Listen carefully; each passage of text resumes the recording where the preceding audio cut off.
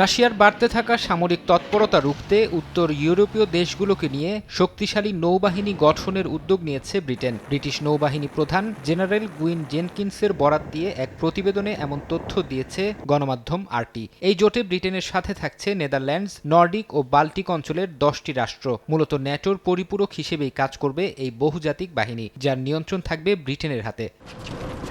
নতুন এই বাহিনী 2029 সালের মধ্যে যুদ্ধের জন্য সম্পূর্ণ প্রস্তুত হবে বলে আশা করা হচ্ছে। এই সময়ের মধ্যে সদস্য দেশগুলোর নৌবহর নিয়মিত প্রশিক্ষণ, যুদ্ধ পরিকল্পনা এবং সক্ষমতা বৃদ্ধির মাধ্যমে একে অপরের সাথে সমন্বয় করবে। মধ্যপ্রাচ্য সংকট ঘিরে বিশ্ববাসীর মনোযোগ অন্যদিকে থাকলেও ব্রিটেন মনে করে রাশিয়ার হুমকি বর্তমানে সবচেয়ে বড় নিরাপত্তা ঝুঁকি। তাই যুদ্ধের প্রয়োজন হলে যাতে অবিলম্বে মোকাবিলা করা যায় সেভাবেই সাজানো হচ্ছে এই রণকৌশল।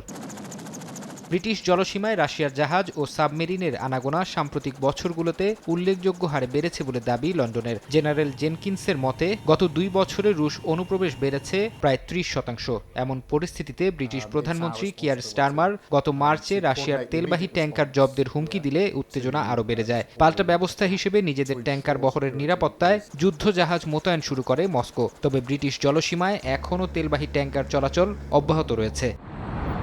এদিকে পশ্চিমা বিশ্বের এই তৎপরতাকে অতিরিক্ত পদক্ষেপ বলে আখ্যা দিয়েছে রাশিয়া। ক্রেমলিনের দাবি, আগে আক্রান্ত না হলে ইউরোপের কোনো দেশে অভিযানের পরিকল্পনা তাদের নেই। সাবেক রুশ প্রেসিডেন্ট দিমিত্রি মেদভেদেভ বলেন, পশ্চিমা নেতারা সাধারণ মানুষের নজর অন্যদিকে ঘোরাতে এবং সামরিক ব্যয় বাড়াতে অহেতুক ভয় দেখাচ্ছে।